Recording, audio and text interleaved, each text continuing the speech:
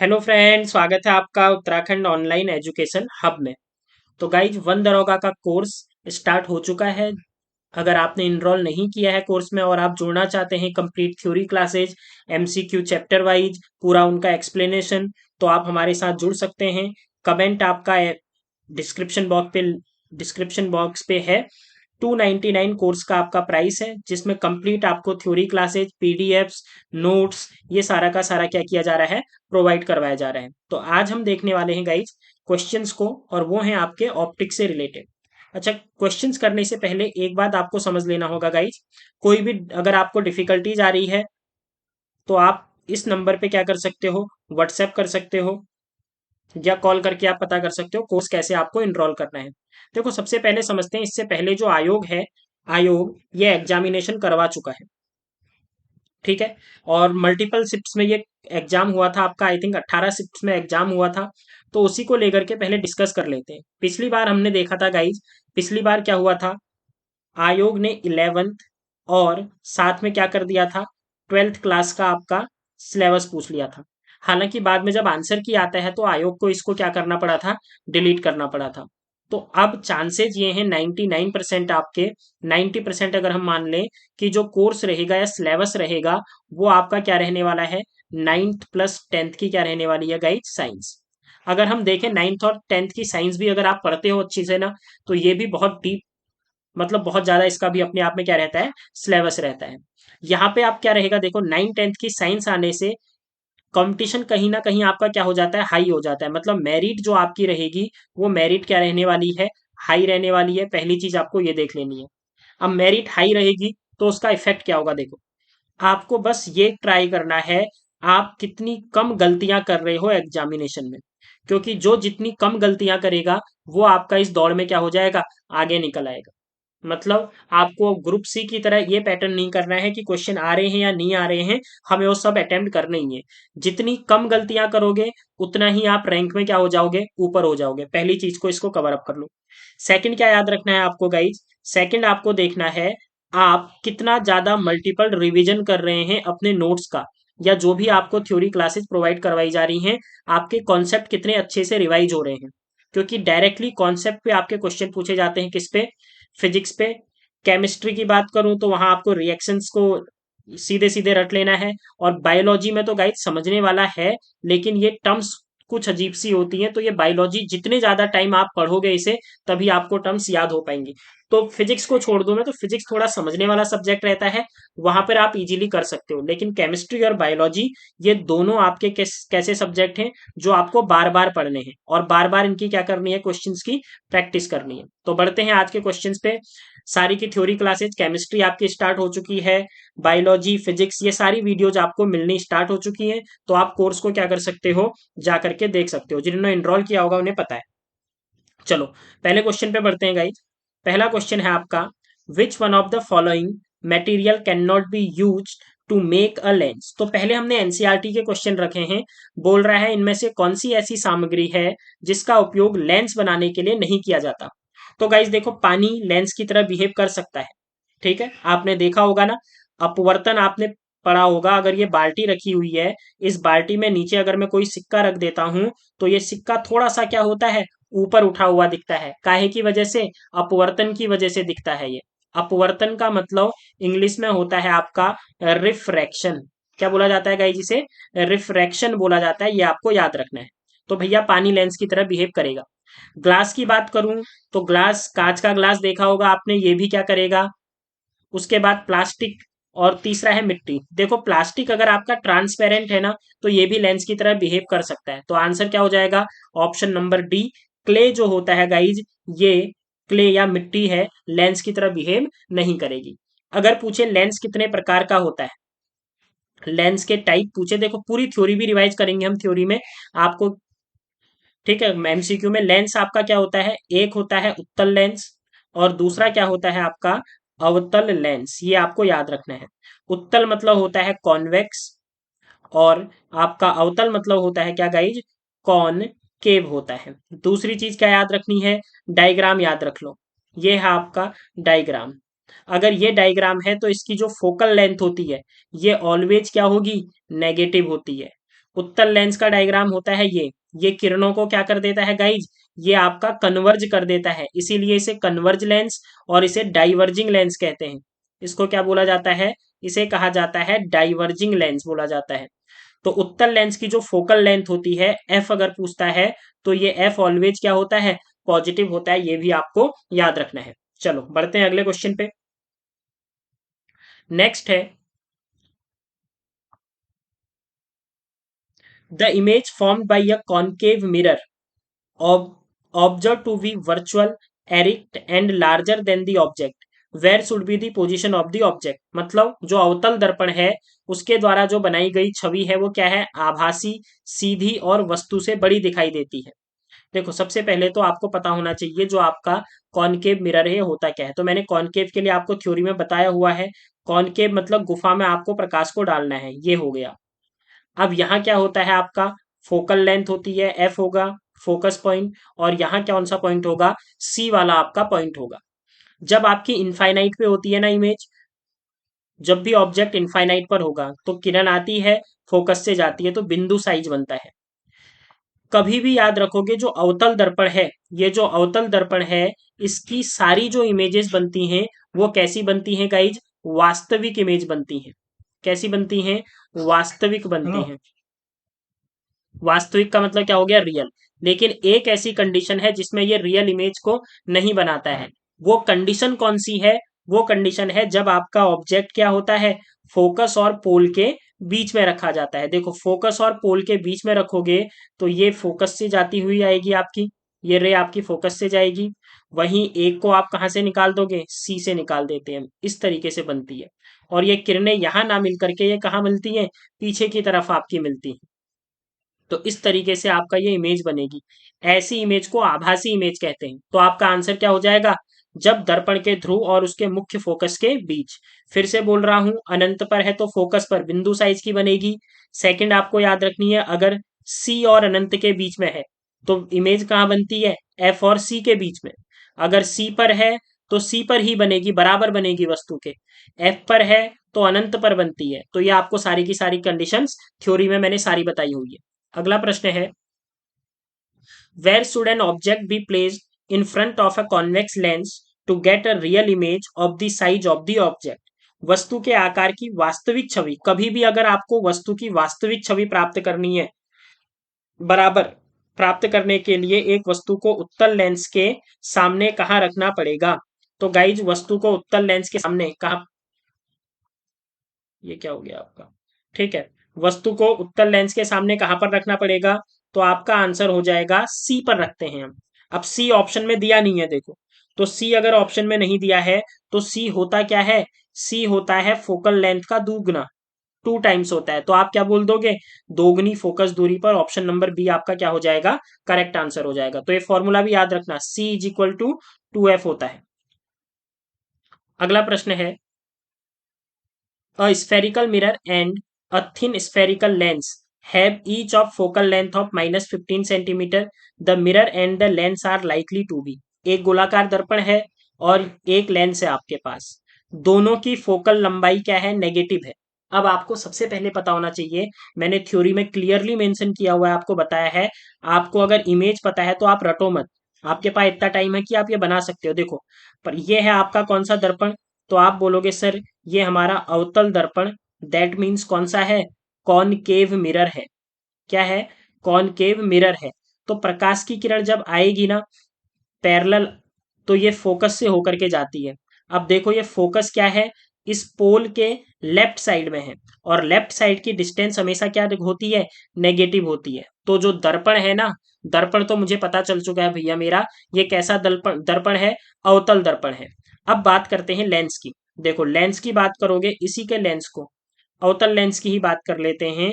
ये अवतल लेंस है, ये क्या करता है, प्रकाश की किरणों को फैला देता है। तो कोई रे आई, यहां से ये फैला देगा, तो ये पीछे से आती हुई प्रतीत होती है, और जिस बिंदु से ये आती हुई प्रतीत होगी उसी को फोकस कहा जाता है। तो भैया ये फोकल लेंथ भी लेफ्ट साइड आ गई है पोल के, तो ये भी क्या होगी, नेगेटिव फोकल लेंथ होगी। तो आपको दोनों में याद रखना है, जो अवतल दर्पण बोलो या अवतल लेंस बोलो, दोनों के लिए जो फोकल लेंथ होती है गाइज वो क्या होती है, तो आप बोल दोगे नेगेटिव। ऑप्शन नंबर ए आपका क्या हो जाएगा, इसका करेक्ट आंसर हो जाएगा। चलो अगले प्रश्न पर बढ़ते हैं। आई होप कि वीडियो आपको पसंद आ रही होगी। देखो थ्योरी में मैंने करवा दिया है, फिर भी मैं रिवाइज करने के लिए एमसीक्यू को आपको बार बार आपके सब कॉन्शियस माइंड पर ये बैठ जाए, इसलिए हम बार बार इसे रिवाइज कर रहे हैं। No matter how far you stand from a mirror, your image appears erect. मतलब आप दर्पण से कितनी भी दूर खड़े हो, जो आपकी छवि है ना गाइज, वो सीधी दिखाई दे रही है। तो ये कौन सा दर्पण होगा ये पूछ रहा है। तो सीधी छवि जो है, देखो अब अगर हम बात करते हैं अवतल दर्पण की, तो अवतल दर्पण भैया एक कंडीशन आएगी जब आपका क्या बनाता है, ये जो आपकी इमेज को है ना, वो क्या बनाएगा, उल्ट सीधी बनाता है। कौन सी वाली कंडीशन है वो, जब आप पोल और किसके बीच में रख दोगे, एफ के बीच में रख दोगे। हमसे पूछ रहा है केवल आपका जो इमेज बननी चाहिए वो कैसी बननी चाहिए, सीधी बननी चाहिए, छवि जो है वो सीधी बने। तो ये होता है केवल और केवल किसमें, या तो प्लेन मिरर होगा, या फिर वो कौन सा मिरर हो जाएगा, कॉन्वेक्स हो जाएगा, मतलब प्लेन या फिर कॉन्वेक्स। ऑप्शन नंबर डी, दर्पण से कितनी भी दूर खड़े हो आप। अब देखो एक्चुअल एक्चुअल अगर आंसर देखें ना, समतल होने की संभावना है, ये भी आपका हो सकता है, बट आप आंसर किस पर करोगे, डी पर। अगर आपको याद हो थ्योरी वाली क्लास में मैंने जब आपको इस उत्तल दर्पण के बारे में बताया था, ठीक है, तो जो आपकी इमेज बन रही थी गाइज, वो जब मैं अनंत पर रख रहा था इसे, तो ये क्या कर दे रहा था, अनंत पर भी बिंदु साइज बनाएगा लेकिन सीधी बनाएगा। लेकिन जब दूसरी कंडीशन थी, हमने इसे कहीं पे प्लेस किया, अच्छा इमेज थोड़ा सा चेंज हो जाएगी यहाँ पर। देखो जब हमने इसे क्या किया था, थोड़ा सा हमने क्या कर दिया था, दर्पण को ले आए थे और यहाँ वस्तु रख दी थी, तो ये वस्तु आई, उसके बाद इसने फैला दिया। एक हमने क्या करा था, इस तरीके से आपसे मेजर किया था, ये पीछे से आती हुई प्रतीत होगी, और ये कौन सा पॉइंट होगा, फोकल पॉइंट होगा। फिर एक किरण कहीं यहाँ सी होगा आपका इसका, तो सी यहाँ है, तो ऐसी तरीके से रोटेट करना है इसे, या ऐसी तरीके से भेजना है आपको किरण को कि ये वापस उसी मार्ग पर चले जाए। तो आप देख लो ये हमेशा सीधी बनाएगा, हमेशा सीधी बनाएगा, कौन सा, उत्तल दर्पण, या फिर आपका क्या होगा, प्लेन मिरर होगा। प्लेन मिरर के सामने भी आप कहीं पर भी खड़े हो जाओ, आपकी इमेज जो बनती है वो हमेशा क्या बनती है, सीधी बनती है। तो आंसर क्या होगा, डी आपका करेक्ट हो जाएगा। नेक्स्ट है, which of the following lens would you prefer to use while reading small letters found in a dictionary. मतलब डिक्शनरी के अंदर जो छोटे छोटे लेटर होते हैं, उनको पढ़ने के लिए आप कौन से लेंस का क्या करते हो, प्रयोग करते हो। तो आप किसका प्रयोग करोगे गाइज, फोकल लंबाई 50 सेंटीमीटर वाला होगा, उत्तल लेंस कह रहा है। पहले तो देखो उत्तल है, अवतल है, उत्तल है और अवतल है। सबसे पहले आपको क्या कर देना है, ये चीज देखनी है आप यूज किसका करोगे। तो गाइज आप यूज करोगे उत्तल लेंस का। किसका यूज करोगे, उत्तल लेंस का। सबसे पहले तो आप ये याद रखो, ठीक है। उत्तल को क्या बोला जाता है, कॉन्वेक्स बोला जाता है। अब अगर थ्योरी की क्लास में आपने देखा होगा ना, तो मैंने आपको बताया था सूक्ष्मदर्शी का प्रयोग करते हैं हम उत्तल लेंस से, लेकिन एक कंडीशन बताई होगी आपको, इसकी जो फोकल होनी चाहिए, जो एपर्चर होना चाहिए, वो आपका कम होना चाहिए। तो अब यहाँ एक 50 सेंटीमीटर वाला भी है आपके पास, और एक आपके पास कैसा है, 5 सेंटीमीटर वाला। तो आपका आंसर क्या बोलोगे, ऑप्शन नंबर सी, उसकी जो फोकल लेंथ होनी चाहिए वो कम होनी चाहिए। जितनी फोकल लेंथ कम होगी वो उतना अच्छा आपका क्या करेगा, वर्क करेगा। अगला पॉइंट है, मल्टीपल चॉइस क्वेश्चन से आपके नेक्स्ट देखो, focal length of a plane mirror. जो आपका फोकल लेंथ होगी प्लेन मिरर की वो कितनी होती है, infinite, zero, negative, none of these. तो गाइज मैंने बताया था आपको प्लेन मिरर के लिए कितनी होती है, इनफाइनाइट होती है। ऑप्शन नंबर ए आपका क्या हो जाएगा, करेक्ट। प्लेन मिरर से क्या क्या चीजें याद रखनी है आपको, देखो पहला पॉइंट बनता है, प्लेन मिरर पर इमेज जो है वो कैसी बनती है। प्लेन मिरर पर इमेज के बारे में बताओ अगर आपसे पूछे, प्लेन मिरर पर इमेज, सारे हम एक साथ रिवाइज कर लेते हैं, जिससे आपको क्या हो, एक टाइप से पता चल जाए भैया ये इस तरीके से क्वेश्चन बन सकते हैं। तो ये कैसी होती है गाइज, देखो सबसे पहले तो ये आभासी होती है। मतलब कैसी होगी, इमेजिनरी होगी, ये आपको याद रखना है। दूसरा केस आप क्या याद रखोगे, सीधी होगी। तीसरी चीज क्या याद रखनी है आपको, आभासी का मतलब इमेजिनरी होता है, इंग्लिश वाले देख लेंगे। सीधी मतलब इरेक्ट हो जाएगी।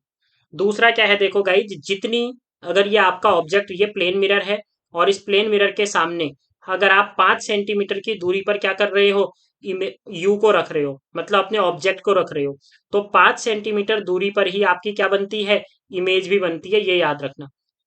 ये भी कितना होगा, 5 सेंटीमीटर, डेट मीन्स वी की वैल्यू। तो जितनी दर्पण से वस्तु की दूरी होगी उतनी ही दर्पण से किसकी दूरी होती है, प्रतिबिंब की भी दूरी होती है। दूसरा क्वेश्चन क्या पूछता है, अगर आपको बराबर संपूर्ण मतलब जितना बड़ा आपका होना, जितना बड़ा ऑब्जेक्ट है उतना ही बड़ा आपको यहाँ पर क्या चाहिए, इमेज भी देखनी है, तो आपको कितने, जो मिरर है वो कैसा यूज करना पड़ेगा, तो वस्तु की ऊंचाई का आधा होना चाहिए। अगर आपका ऑब्जेक्ट जो है वो 10 सेंटीमीटर का है, तो आपका जो मिरर हो जाएगा वो मिरर कितनी लेंथ का होगा, 5 सेंटीमीटर का मिरर होना चाहिए। तब जाकर के आपकी पूरी इमेज उस पर क्या हो जाएगी, बन जाएगी। फिर टोटल प्रतिबिंब कितने बनते हैं अगर आपसे पूछे, तो एक फॉर्मूला याद रखना, देखो n is equal to 360 divide by theta. दो मिरर होंगे आपके, देखो इस तरीके से ये हो सकते हैं, ये एक मिरर ये है और ये दूसरा मिरर हो गया ये। अगर मैंने इन दोनों मिरर्स को क्या कर दिया, 90 डिग्री पर रख दिया, 90 डिग्री पर, तो आपसे पूछेगा अगर हम कोई एक ऑब्जेक्ट यहाँ रख दे, कोई बॉल रख दे या कुछ भी रख दे, तो टोटल कितनी इमेज बनेंगी, तो आप यहाँ से देख लो, 360 ही बट्टे क्या कर दोगे, 90, जीरो से जीरो, नौ चौको कितना हो जाएगा, 60। अब यहाँ पर ध्यान देने वाली क्या बात है, कभी भी नंबर ऑफ इमेज इवन नहीं बनेंगी आपकी। अगर आंसर इवन में आ रहा है तो आप उससे एक क्या कर दो, कम कर दो। ऑड आ रहा है तो अच्छी बात है, अगर ये विषम संख्या है तो उतने ही बनेंगे, लेकिन सम संख्या है तो हमेशा प्रतिबिंब उससे एक कम बनेगा। मतलब यहाँ पर जो टोटल प्रतिबिंब बनेंगे आपके, इन प्रतिबिंबों की संख्या कितनी हो जाएगी, तो आप आंसर दोगे सर कितनी होगी, 3 होगी, क्योंकि सम संख्या में नहीं बनेगा। बस आपको ये याद रखना है। अच्छा, अगले पर चलते हैं गाइज। तो इसका आंसर आपका क्या हो जाएगा, ऑप्शन नंबर ए। नेक्स्ट है, image formed by a plane mirror is, जो समतल दर्पण होता है, दर्पण द्वारा प्रतिबिंब कैसा बनता है, वास्तविक और सीधा, वास्तविक और उल्टा, आभासी और सीधा। देखो पहला मैंने बताया था आभासी बनता है, लेकिन कैसा, सीधा बनेगा। ऑप्शन नंबर सी आपका क्या हो जाएगा, करेक्ट हो जाएगा। नेक्स्ट है, a concave mirror gives real inverted and same size image of the object is placed. अवतल दर्पण है, वस्तु को रखने पर वास्तविक इमेज दे रहा है, उल्टी दे रहा है और समान आकार का प्रतिबिंब।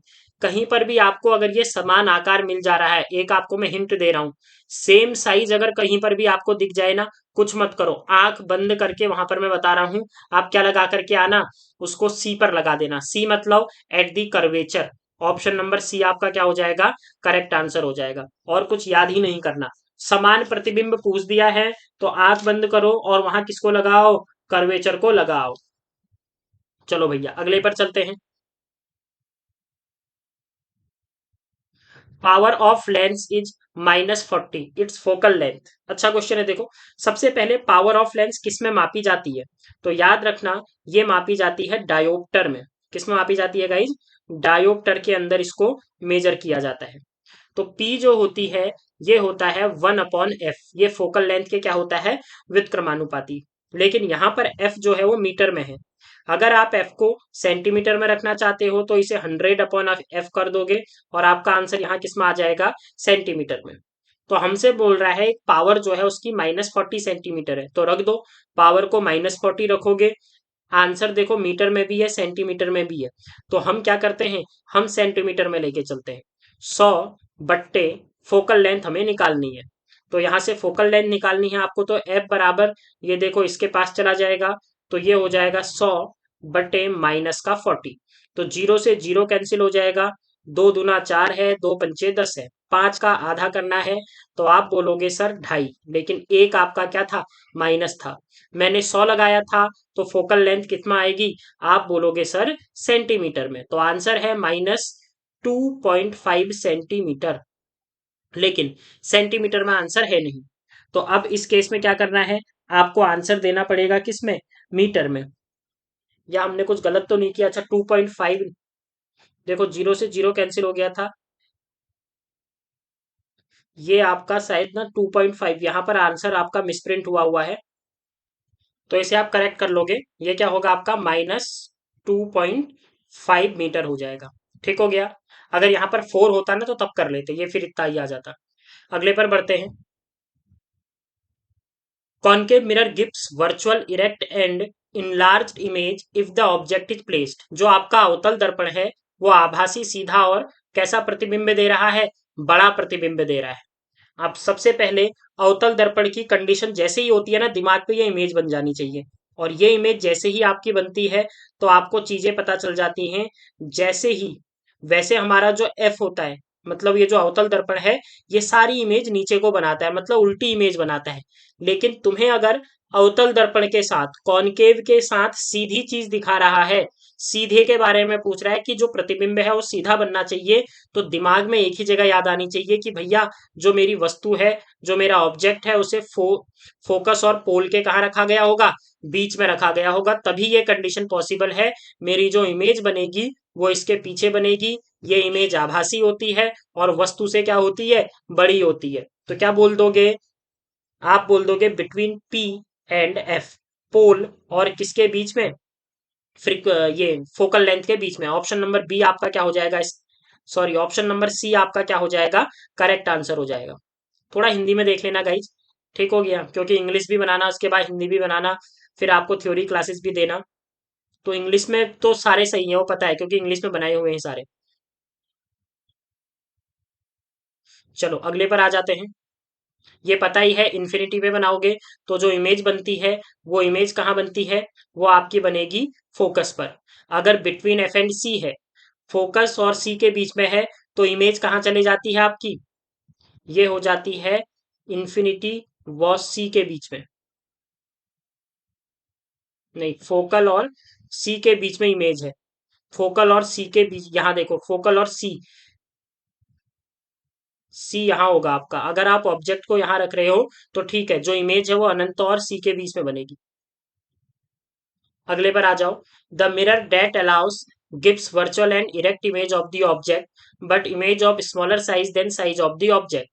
वह दर्पण जो हमेशा वस्तु का आभासी और सीधा प्रतिबिंब देता है, परंतु प्रतिबिंब वस्तु के आकार से छोटे आकार का होता है, कौन सा दर्पण होगा? ये पूछ रहा है। पहली बात तो कैसी इमेज है? आभासी इमेज है। और कैसा प्रतिबिंब बना रहा है? सीधा प्रतिबिंब बना रहा है। तो ऐसे मिरर को कौन सा बोला जाता है? आभासी होने के साथ साथ सीधा होना चाहिए। तो गाइज अवतल तो होगा नहीं आपका, अभी अभी मैंने बता दिया है रीजन उसका। ठीक है, कौन सा हो जाएगा? उत्तल ही बचता है, क्योंकि उत्तल में आपने देखा है इस तरीके से। ठीक है, आपकी जो ऑब्जेक्ट है, ऑब्जेक्ट से कैसी इमेज बनाएगा वो? छोटी ही इमेज बनाएगा, ये आपको याद रखनी है। तो ऑप्शन नंबर क्या हो जाएगा? सी। नेक्स्ट, गोली दर्पण के मामले में सभी दूरियों के संबंध में मापा जाता है। All the distance in case of spherical mirror are measured in relation to. जो भी आपका गोलीय दर्पण है उसके रिस्पेक्ट में आपको चीजों के बारे में बताना है। कहाँ से नापते हो आप? जब मैंने आपको बताया है, ये देखो, ये पोल होता है।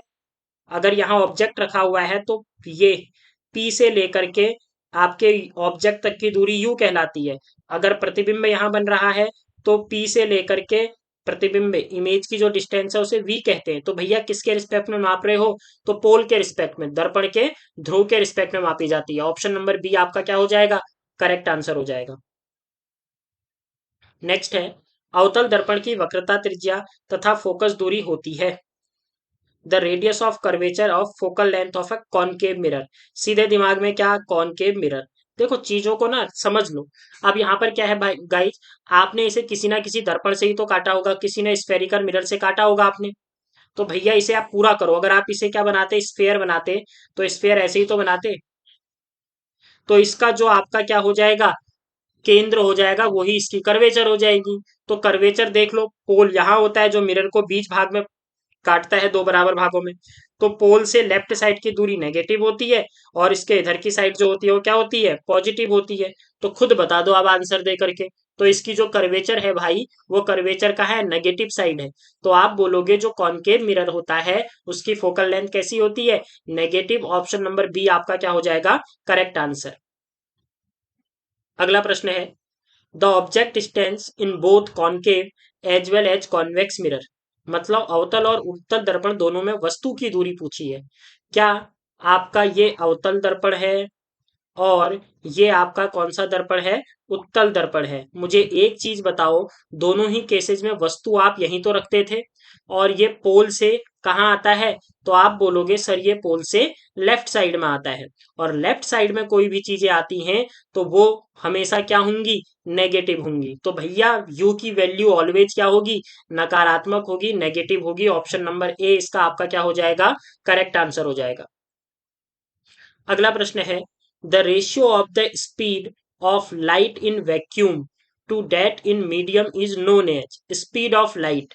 मतलब वी, स्पीड ऑफ लाइट को मैंने वी एल बोल देते हैं, या इसी को ना सी भी बोला जाता है, ठीक है, अपॉन मीडियम वी एम। इन दोनों का रेशियो क्या कहलाती है पूछ रहा है। वैक्यूम जब भी बोलेगा ना तो ये रिफ्रैक्टिव इंडेक्स एन कहलाता है। क्या बोला जाता है, रिफ्रैक्टिव इंडेक्स बोला जाता है। तो रिफ्रैक्टिव इंडेक्स क्या है पूछे, तो प्रकाश की निर्वात में चाल बट्टे प्रकाश की किस में चाल, आप बोलोगे मीडियम में, ये एन दे देगा आपको। दूसरा क्या क्या याद रखना है, देखो एन की वैल्यू ज्यादा है तो स्पीड जो है आपकी वो क्या हो जाती है, कम हो जाती है। एन की वैल्यू कम है और स्पीड आपकी क्या हो जाएगी, बढ़ जाएगी। ये भी आपको क्या रखना है, याद रखना है। तो इसका आंसर क्या हो जाएगा, ऑप्शन नंबर सी आपका करेक्ट है, रिफ्रैक्टिव इंडेक्स। इसे कहते हैं अपवर्तनांक सूचकांक। अगला प्रश्न है, in optics an object which has higher refractive index is called. दो चीजें बताई थी आपको, एक बताया था मैंने रेयरर मीडियम। कौन सा मीडियम होता है गाइज, रेयरर मीडियम। और दूसरा होता है आपका क्या, डेंसर मीडियम। हिंदी में भी देख लेते हैं क्या होता है। रेयर को कहा जाता है आपका क्या, सरल। सरल क्या, विरल बोलोगे, ठीक हो गया। और डेंसर को क्या बोला जाता है, तो डेंसर को बोला जाता है सघन माध्यम, ठीक हो गया। तो जब भी आपका किसका रिफ्रैक्टिव इंडेक्स ज्यादा होता है, रिफ्रैक्टिव इंडेक्स डेंसर का ज्यादा होगा। एन ऑफ डेंसर ग्रेटर होता है किससे, एन ऑफ रेयरर से। और जब भी प्रकाश की किरण क्या होती है, अगर ये आपका रेयरर मीडियम है, विरल माध्यम है, और ये सघन माध्यम है, प्रकाश की किरण आई और ये अभिलंब के परावर्तन के किसके बाद, अपवर्तन के बाद, रिफ्रैक्शन के बाद क्या हो जाती है, अभिलंब की ओर झुक जाती है, इसकी स्पीड क्या हो जाएगी, कम। लेकिन अगर ये सघन से विरल में जाएगी, अगर ये इधर की ओर जाएगी तो ये अभिलंब से दूर हट जाएगी, क्या हो जाएगी, ऐसे भी देख लो, देखो उल्टा करो, इसी चीज को उल्टे में ले जाओ, ये गई भैया ऐसे, और जैसे ही ये गई डेंसर टू रेयरर आती है, तो ये देखो इसे जाना ऐसे चाहिए था, लेकिन ये अभिलंब से क्या हो गई, दूर हट गई। एक ही डायग्राम में देखो कितनी खूबसूरती है विज्ञान की, एक ही डायग्राम से आप रेयर टू डेंसर पे भी चले जा रहे हो, डेंसर से कहाँ चले जा रहे हो, रेयरर पे भी चले जा रहे हो। तो ये कॉन्सेप्ट आपको याद होना चाहिए, ठीक हो गया। अभिलंब की ओर झुकेगी तो विरल से सघन, और अभिलंब से दूर जाएगी तो सघन से क्या हो जाती है, विरल हो जाती है। तो इसे क्या कहते हैं, ऑप्टिकल डेंसर, क्योंकि उसने बोला है higher refractive index. Option number B आपका क्या हो जाएगा, करेक्ट हो जाएगा। ये कैसा माध्यम होता है, सघन, ये दुर्लभ नहीं होगा, ये होगा आपका विरल। चलो भैया अगले पर चलते हैं। The optical phenomena twinkling of stars is due to. मतलब जो तारे टिमटिमाते हैं, तारों का टिमटिमाना किसके कारण होता है। वैसे मैंने आपको बताया था स्कैटरिंग ऑफ लाइट इसका करेक्ट आंसर होता है, लेकिन कभी कभी आपके ऑप्शन में क्या दे देगा, ऑप्शन ही नहीं डालेगा कि भैया विकर्णन है भी या नहीं भी। तो उस केस में आप क्या करके आओगे, वायुमंडलीय अपवर्तन। होता क्या है देखो, हमारे वायुमंडल में अलग अलग परतें होती है, तो रात के टाइम पर हर परत का अपना टेम्परेचर अलग अलग होगा। तो क्या होगा, प्रकाश की किरण आएगी, फिर यहां से दूसरा, ये देखो कभी ऐसे हो गई, ठीक है, फिर ये आ गई। तो जो यहाँ पर मनुष्य की आंख है ना, वो देखेगा कभी भैया इधर है कभी इधर है, लेकिन एग्जैक्ट पोजीशन ये है। तो उसे ट्विंकलिंग होती है। ये क्या होता है, उसे परावर्तन के कारण उसको टिमटिमाता हुआ दिखाई देता है। तो ऑप्शन नंबर सी, सॉरी, अपवर्तन के कारण उसे टिमटिमाता हुआ ही दिखाई देता है, रिफ्रैक्शन कहते हैं। बार बार गाइस परावर्तन निकल रहा है। अगले पर चलते हैं। Convex lens focus a real point sized image at focus the object is placed, मतलब उत्तल लेंस फोकस पर एक वास्तविक बिंदु आकार की छवि को फोकस करता है। वस्तु को कहाँ रखा जाता है? बिंदु आकार की छवि कहां पर बन रही है? फोकस में। याद करो कौन सा लेंस है? उत्तल लेंस। और पहली बार ना, अगर कोई सा भी लेंस है पता नहीं भी चल रहा है, इमेज अगर कभी भी आपकी फोकस पर बन रही है, एक ही कंडीशन होती है भैया, जब आपकी प्रकाश की किरण अनंत से आती हैं, तभी तो क्या होगा, जब इसे पीछे ले जाओगे। इसने तो भैया इसका काम कर दिया था, इसने इसे फैला दिया था। लेकिन जैसे ही आप क्या करते हो, ये किरणों को पीछे को ले जाते हो, तो फोकस पर इमेज बनती हुई दिखाई देती है। तो आप बोलोगे जो आपका ऑब्जेक्ट है वो कहां पर रखा होगा? इन्फिनिटी पर रखा होगा। Option number C. अगला है the unit of power of lens. ये तो इजी है। Unit of power of lens क्या होती है? डायोप्टर होती है। अच्छा, P इज इक्वल टू होता है P1 प्लस P2, ये याद रखना। अगर दो लेंस दे दी है आपको, दो क्षमता दे दी है, और आपसे पूछ रहा है क्षमता ओवरऑल बताओ, तो दोनों को आप क्या कर दोगे? ऐड कर दोगे, याद रखोगे। ऑप्शन नंबर सी करेक्ट है। नेक्स्ट है the radius of curvature of a mirror is 20 centimetre, the focal length is. पहली बात तो क्या है, सबसे पहले देखो मिरर की बात चल रही है, तो मिरर के लिए आपको फॉर्मूला पता होना चाहिए। मिरर के लिए 1/f equal to 1/v plus 1 क्या होता है? देखो 1/f equal to 1/v plus 1/u। Lens के लिए माइनस होता है और इसके लिए प्लस होता है। अब भैया mirror is 20 centimetre, the radius of curvature, सीधे सीधे रेडियस ऑफ कर्वेचर पूछ रहा है। कर्वेचर के लिए मैंने आपको C is equal to 2f बताया हुआ है, तो लगा दो। 20 का दुगना कितना हो जाएगा? 40 सेंटीमीटर। ये तो इजी सा क्वेश्चन है, मैंने सोचा U और V का केस होगा, तो ऑप्शन नंबर सी आपका करेक्ट हो जाएगा। अच्छा, 10 पूछ रहा है। क्या पूछा है? कुछ और तो नहीं दिया। The radius of curvature of mirror. Okay, radius of curvature given है। कर्वेचर गिवन है, थोड़ा सा चेंज करो गाइस, यहाँ पर कर्वेचर गिवन है आपको, ये 20 सेंटीमीटर है। और पूछ रहा है फोकस कितनी होगी, तो फोकल लेंथ हो जाएगी 20 divide by 2, that is equal to 10 centimetre. थोड़ा सा गलती हो गई है, सॉरी। अगले पर आ जाते हैं। The refractive indexes of some media are given below. कुछ हमें ना बॉडीज के क्या दिए हैं? अपवर्तनांक दिए हैं। जैसे एक्स के लिए बोल रहा है 1.51 है, वाई के लिए 1.72 है, जेड के लिए 1.83 है, डब्ल्यू के लिए 2.42। In which of these the speed of light minimum and maximum. Simple याद रखो, ये अपवर्तनांक refractive index proportional to 1/c।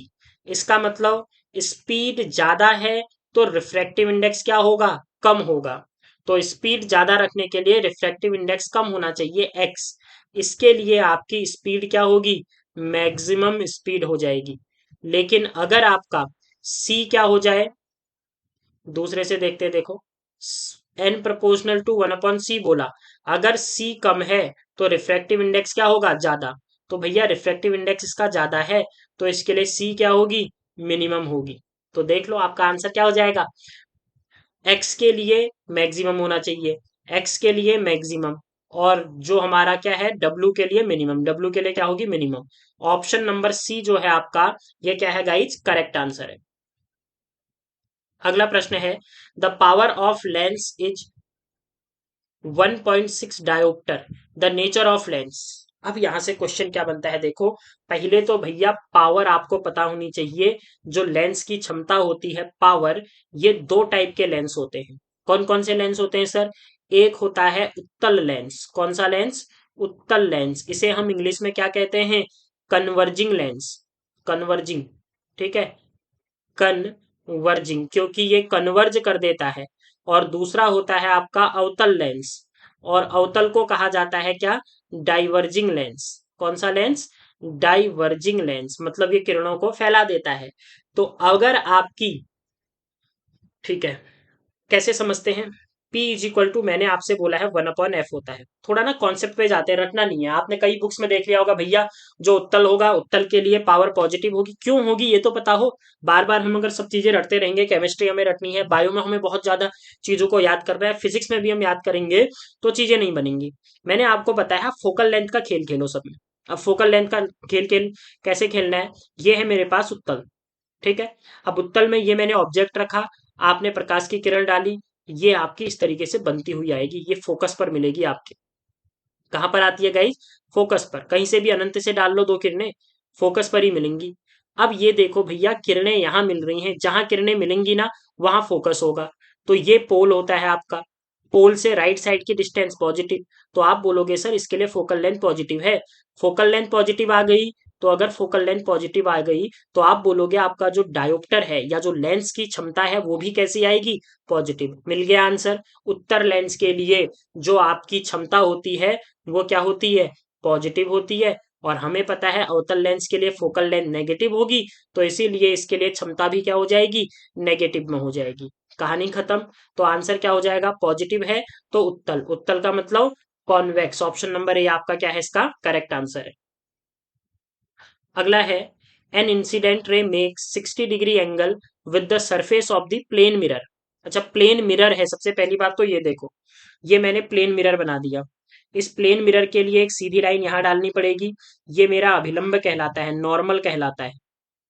अब क्या होगा, यहां से मेरी एक किरण आएगी यहां पर, that is called incident ray, आपतित किरण। फिर क्या हो जाएगी? अच्छा, ये मिरर है, दर्पण की बात कर रहा है, तो इसको भैया मेरे को सुंदर सा पेंट भी लगाना पड़ेगा। तो यहां से ये वापस जाएगी, that is called reflected ray, मतलब परावर्तित किरण। अब गलती क्या करते हैं हम, ये बना देते हैं। देखो उसने बोला इंसिडेंट रे, आपतित किरण समतल दर्पण की सतह के साथ 60 डिग्री बना रही है। समतल दर्पण की सतह के साथ बनाना है भैया डिग्री। तो सतह तो ये है, ये 60 डिग्री है। और तुमसे refraction, the angle of refraction, अपवर्तन कोण, कौन सा कोण पूछ रहा है? अपवर्तन। अपवर्तन कोण नहीं पूछेगा, यहाँ पर थोड़ा सा चेंज होगा। यहाँ पर क्या पूछेगा? परावर्तन कोण पूछेगा। कौन सा कोण पूछेगा गाइस? परावर्तन। ठीक हो गया। तो क्या होगा देखो, पहले तो भैया ये एंगल, एंगल आई कितना होगा? ये 90 डिग्री होता है पूरा, 60 ये हो गया। तो आप बोलोगे सर ये बचा हुआ 30, तो एंगल आर, रिफ्लेक्शन एंगल कितना हो जाएगा? ये भी 30 डिग्री हो जाएगा। बहुत सारे लोग इसमें 60 डिग्री करके आ जाएंगे और बाद में हो जाएगा गलत। तो आंसर बोलोगे ऑप्शन नंबर सी करेक्ट है। अगले प्रश्न पर चलते हैं।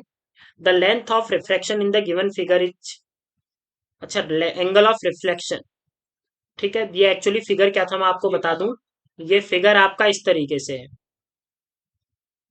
ये आपका फिगर जो है वो इस तरीके से है। यहाँ आपका क्या है? सी है। और यहाँ आपका ऑब्जेक्ट रखा हुआ है। यहाँ पर आपका जो मिरर है ये प्लेन क्या किया गया है? पॉलिश किया गया है। किरण आपकी यहाँ से जा रही है, ठीक है। तो इसके लिए कितना एंगल ऑफ रिफ्लेक्शन होगा? देखो जब भी किरण सी से जाती है ना, तो वापस उसी माध्यम में लौट करके आ जाती है, मतलब उसी पे जैसे गई थी उसी एंगल पर वापस आ जाएगी। तो क्या कोई रिफ्लेक्शन हुआ? आप बोलोगे नहीं हुआ। तो क्या हो जाएगा? ऑप्शन नंबर सी आपका करेक्ट आंसर हो जाएगा। अगले पर चलते हैं। The mirror that has very wide field view, very wide field view जिसका क्षेत्र दृश्य बहुत क्या होता है? विस्तृत होता है। क्षेत्र दृश्य विस्तृत ना मैंने आपको थ्योरी क्लास में बताया है। एक आपको लाल किले का एग्जांपल दिया होगा कि एक ऐसा मिरर है जो पूरे लाल किले को क्या कर देता है? अपने पास मतलब पूरी की पूरी फोटो मिल जाती है। या कई आपने शॉप्स देखी होंगी जो सिक्योरिटी मिरर होते हैं ना गाइज, वहां पर भी क्या किया जाता है? ऐसे दर्पण का यूज किया जाता है। तो ये सिक्योरिटी मिरर के रूप में कौन से दर्पण का प्रयोग होता है? सिंपल ये पूछना चाह रहा है। तो ये कॉन्वेक्स होते थे। ऑप्शन नंबर बी, उत्तल दर्पण इसका क्या हो जाएगा?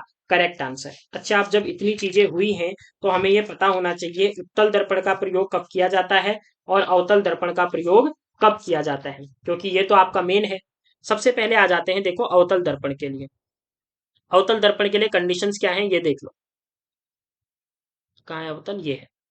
ठीक हो गया। तो हेडलाइट ऑफ व्हीकल्स जो होती हैं, मतलब गाड़ियों की, गाड़ियों की हेडलाइट में किसका प्रयोग होता है पूछे, तो आप बोलोगे गाड़ियों की हेडलाइट में अवतल दर्पण बनाते हैं, मतलब लगता है। फिर उसके बाद जितने भी डेंटिस्ट होते हैं, डेंटिस्ट किसका प्रयोग करते हैं? अवतल दर्पण का आपका प्रयोग करेंगे। उसके बाद आपका सेविंग मिरर, देखो बड़ी इमेज बन रही है ना, तो बड़ी इमेज बस ये याद रखना। सेविंग मिरर जो होते हैं गाइज, वो भी किसके बनाए जाते हैं आपके? ये भी, मतलब सेविंग मिरर अवतल दर्पण वाले बनाएंगे। उसके बाद भट्टी होती है, सोलर फर्नेस कहते हैं, सौर भट्टी। सौर भट्टी में कौन सा दर्पण यूज होता है पूछे, तो वहां भी कौन सा? अवतल। अब आ जाओ भैया उत्तल। उत्तल का मतलब कौन सी बात चल रही है? तो कॉन्वेक्स चल रही है। ये किसके लिए यूज होगा? रियर व्यू, मतलब गाड़ियों में पीछे का दृश्य देखने के लिए। गाड़ी के जो शीशे होते हैं, शीशे भी कौन से, पीछे का दृश्य देखने के लिए, ये याद रखना, पीछे का दृश्य देखने के लिए। फिर दूसरी चीज आपको क्या याद रखनी है, सिक्योरिटी मिरर, जो ये भी क्वेश्चन पूछा हुआ है। सिक्योरिटी मिरर में किसका प्रयोग होता है पूछे, तो सिक्योरिटी मिरर में भी किसका प्रयोग हो, क्योंकि ये छोटी चीजें बना देता है ना, तो बहुत सारी चीजों को आप एक छोटे मिरर में देख सकते हो। तो ऑप्शन नंबर बी आपका करेक्ट हो जाएगा। तो ये हमारे देखो 20 ये हैं, उससे पहले 15 मैंने पहले करवाए हैं आज ही। तो 35 क्वेश्चन हमारे हो चुके हैं, लेकिन अभी भी बहुत सारे क्वेश्चन इसमें बचे हुए हैं। तो वो हम नेक्स्ट पार्ट में करेंगे। अगर आपने पूरी थ्योरी देखनी है, ये पीडीएफ्स लेनी है, तो फिर से बोलूंगा कोर्स को आप इनरोल कर सकते हो प्रतियोगिता ऐप में जाकर के। कमेंट बॉक्स पे लिंक दिया है।